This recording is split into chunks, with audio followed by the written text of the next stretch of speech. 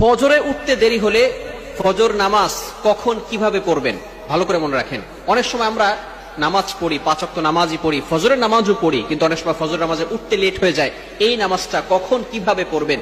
বর্তমান সময় young generation এমন ভাবে মোবাইলের পিছনে পড়েছে যে তারা সারা রাত ধরে মোবাইল ইউজ করে, রাত 1টা 2টা 3টা পর্যন্ত মোবাইল ইউজ করতে থাকে। অ্যান্ড্রয়েড ফোনে অশ্লীল ভিডিও এবং মুভি নাটক দেখতে দেখতে দেখা যাচ্ছে তারা ফজরের নামাজ আর পড়তে পারে না। তাদের ঘুম থেকে উঠতে উঠতে 7টা 8টা 9টা 10টা বেজে যায়।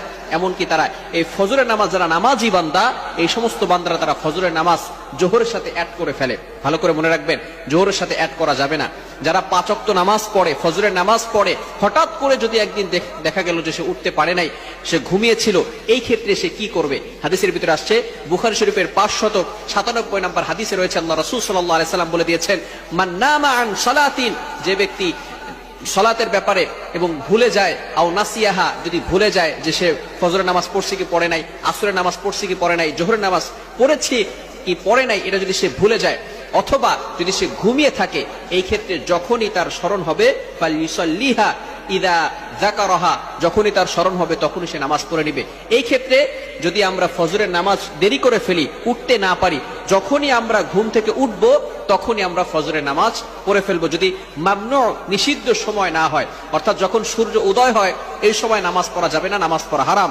সূর্য উঠে যাওয়ার পরে আপনি যখনই উঠবেন, ঘুম থেকে উঠার পরেই আপনি নামাজটা পড়ে নেবেন। ভালো করে মনে রাখবেন, অনেকে আছে আমরা মনে করি যে এখন তো নামাজ পড়তে পারি নাই, জোহরের সাথে আমরা অ্যাড করে নিব।